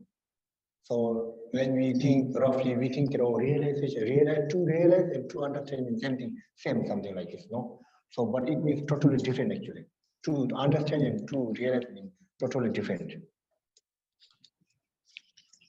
Oke, Lopon mau bertanya, ketika kita sudah mengetahui dan merasakan bahwa kita memang Buddha, lalu apa yang harus kita lakukan lagi untuk berlatih dan selama berlatih?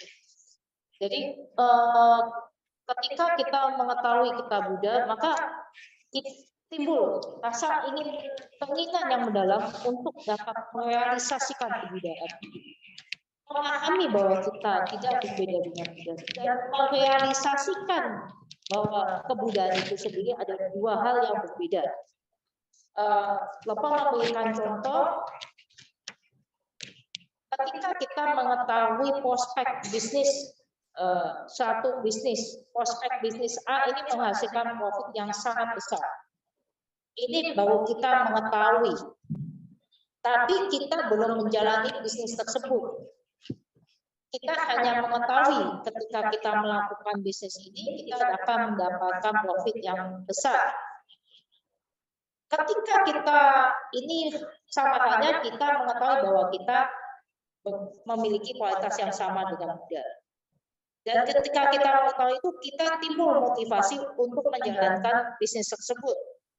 Ketika kita menjalankannya dan kemudian mendapatkan profitnya, itu sama halnya dengan kita merealisasikan kebudayaan itu. Jadi mengetahui dan merealisasikan adalah dua hal yang berbeda. Ada pertanyaan lagi?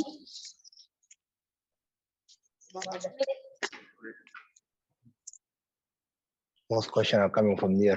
Yes. Lopon, can you elaborate on to know, to understand, and to realize? Can you give example about what you say about to know, to understand, and to realize? Can you give example so that you can fully understand? Example, one example I will explain about business.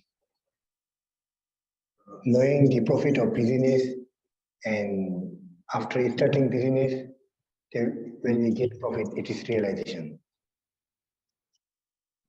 To know profit of business before doing actual business is to understand. So once we started our actual business and received some profit, get some profit means realization.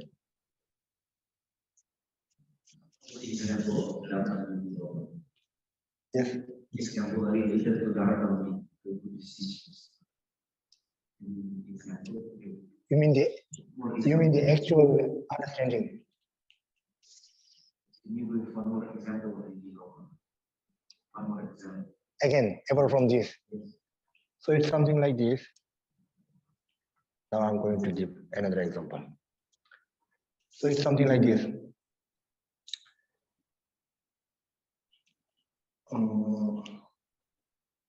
So in darkness, where there is no light.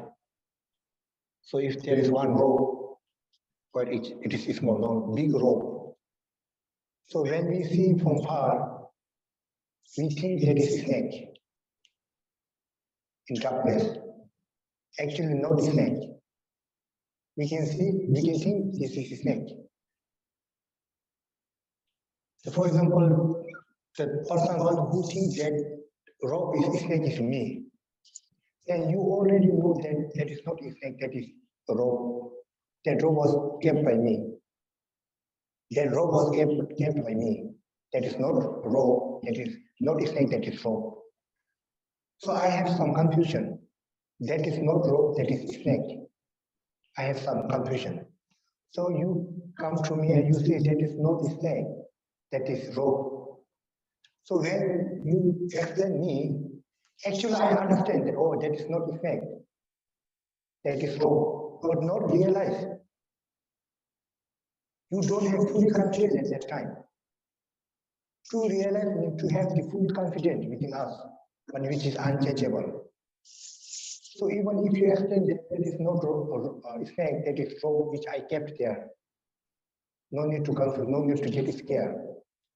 Don't be afraid, that is not snake, that is rope. Even if you explain clearly, I understand that is not snake, that is rope, but not yet realize. So once I get myself near there and see, at that time I know that as you explained, that is rope, not snake. At that time I realize it's something like this. So see the difference between understanding and the realization. Actually, I understand that is not snake, that is rope that kept by you. You already explained me. At that time I understand. I already understood that is not snake rope. But still I have some fear in my mind. Still I have confusion. Actually, you clearly explained me. But my doubt actually not completely gone. I understood, but not yet gone completely. I have some slight confusion. So once I got myself near that, you see, by touching, oh, this is rope, this is not snake. At that time, my confusion completely gone. That means realization. Something like this.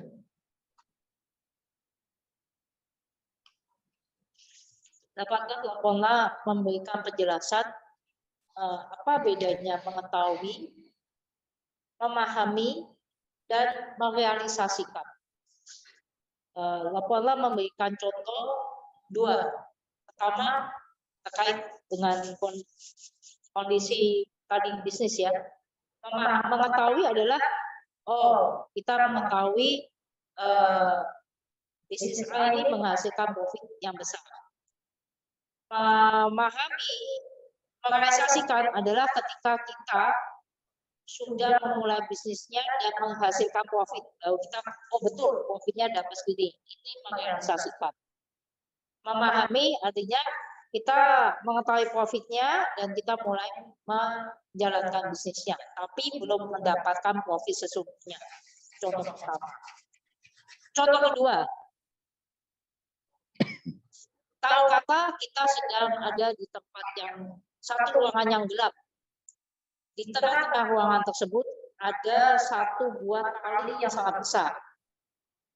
Ketika kita melihat, saya melihat tali tersebut, dan pernah melihat tali tersebut, dan pernah berpikir, oh, itu seekor ular. Tapi kemudian ada teman Lopon yang mengatakan, oh bukan, itu bukan ular, itu adalah tali. Ada orang yang memberikan penjelasan kepada Lopon, ini adalah tali, ini sama artinya kita memahami, oh betul ternyata bukan ular, dia bentuknya seperti tali. Tapi kita belum 100% menghilangkan keraguan kita bahwa tali itu ular. Ketika kemudian kita mendekat atau kita menyalakan lampu dan kita melihat dengan sepenuhnya bahwa itu benar-benar tali, itu artinya kita merealisasikannya. Ketika kita merealisasikan, kita memiliki keyakinan yang tak tergoyahkan. Ini yang disebut merealisasikan.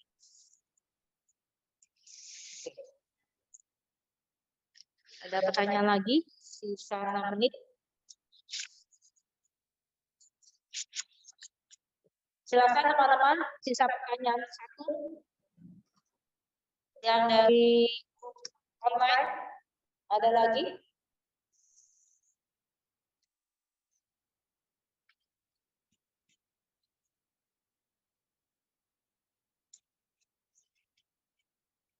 Tidak ada? Ada pertanyaan dari sini? Oke. Okay. No more question. Terima kasih teman-teman. Okay, thank you all. So, Thank you, Lopon. so this is my last teaching. In Yes. Terima kasih Loponla. Thank you, Lopon, Oh, for yeah. giving us many teaching. Thank you, So- Lopon. Thank you, Kitato. Actually, now in Indonesia also, Thank you semuanya. there are more practitioners. The more people who are really interested to practice the Buddha Dharma. So after seeing this, I'm really happy. So the Aryatari Foundation in this Indonesia center also very benefiting, and so I really rejoice and would like to thank the members or the people who hardly work or who work here in center also. So with this center, so we can help in different direction actually, not only in Indonesia. So in a small way, we can say this center can help the Indonesian people, but when it comes to the another way that we can say that with this single center, we can help worldwide people's beings. So that's why I would like to thank all the members who work here and who dedicate their effort to work here in center. That means that we are serving the Buddha Dharma. That means to spread all over the world. So thank you very much. So in future also, so it is very important to have the continuous, the active.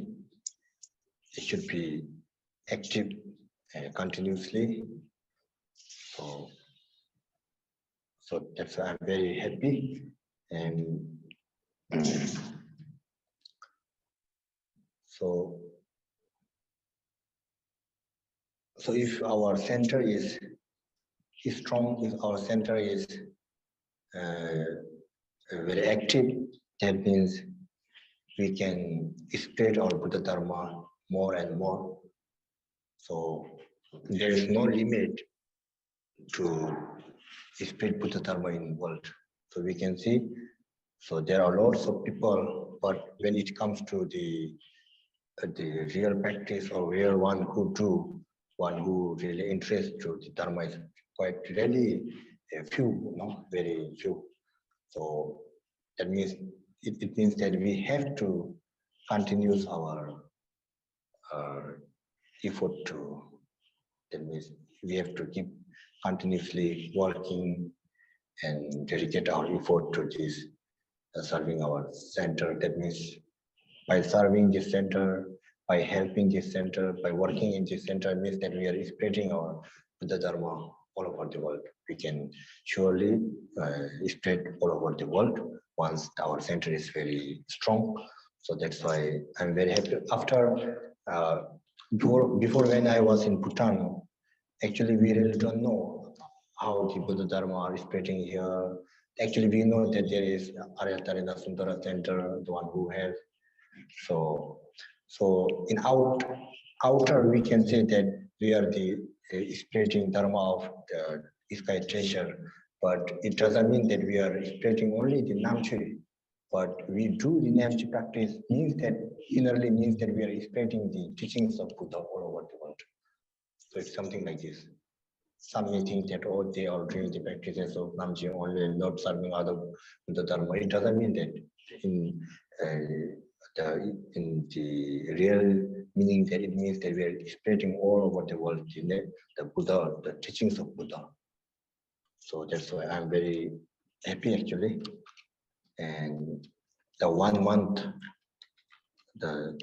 during stay in this Indonesia, I really enjoyed. So the one who do practices are doing diligently. So just keep practicing like this. So there is no limit to our practices. So till the Buddhahood, we have to do practice again and again. So it is not enough the receiving one time, doing one-time practices, for example, like doing Dzogchen one-time practices. It is not enough. Even the poor also, whatever we do practices, it should be continuously practices till the end of our samsara. That means till the Buddhahood. Actually, once we already achieve Buddhahood, then there's no more to do practice. Actually, we already completed. No, so till the Buddhahood. So till the enlightenment, we have to keep practicing whatever we receive. So if we cannot do the daily practices, also we can do the weekly practices. Even if we cannot do the weekly practices, we can do the monthly practices also. I think within 1 month, we can do the one-time practices, whatever the practices that we received before. So if we keep doing practices continuously, so then there is no doubt, then one day we can get the liberation actually. So in order to get liberation, there is not actually easy. So we have to keep practicing continuously. So if we keep continuous practice, then we can gradually attain the enlightenment. Something like this. Lopon mengucapkan terima kasih dan Lopon sangat berbahagia selama 1 bulan di Indonesia ini. Lopon bisa melihat ternyata banyak orang Indonesia yang memiliki keinginan untuk berlatih Buddha Dharma, dan adanya satu center yang seperti Ayatara, manfaatnya sangat luar biasa karena dengan ada satu center penyebaran ajaran Buddha Dharma bisa sangat bermanfaat bagi banyak pihak. Oleh sebab itu, Lopon menyemangati kita semua untuk lebih aktif dan terus berlatih. Tidak ada limit dalam latihan kita.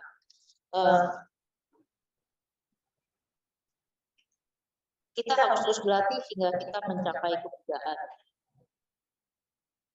Seperti kita pahami, di dunia ini ada banyak makhluk orang, banyak tapi orang yang memiliki ketertarikan pada Dharma sangatlah sedikit. Oleh sebab itu, kita diminta untuk terus tekun bekerja, terus melayani, membantu pemutaran Buddha Dharma. Walaupun kita secara luar ada melatih silsilah Nacho, tapi secara dalam kita sebenarnya adalah menumbuh kembangkan dan menyebarkan Buddha Dharma ke seluruh dunia. Tidak hanya ajaran Nacho itu sendiri, tapi menyebarkan ajaran Buddha. Lopon sangat berbahagia dan berpesan pada kita untuk terus berlatih apapun itu, apapun latihan yang kita lakukan. Jika kita terus latih, maka kita pasti akan mencapai pencerahan. Dan ketika kita sudah mencapai pencerahan, mencapai kebuddhaan, barulah kita tidak perlu berlatih lagi. Ya. Jika kita tidak bisa berlatih tiap hari, kita bisa berlatih tiap minggu. Jika kita tidak bisa berlatih tiap minggu, kita bisa berlatih tiap bulan.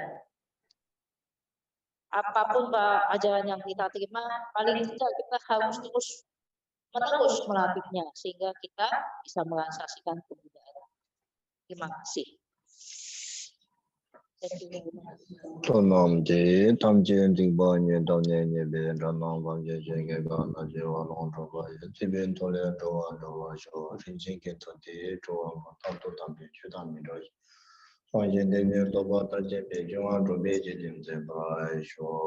Tempe banjur lami shabende tempe jinda matang chopa je chetembi nup nabi chacheng soki jabe temba jajur je namda temba darwa payung jabe namdo jemba kaje chacheng chanjo lam tempe je chelo indende tidar tenjur je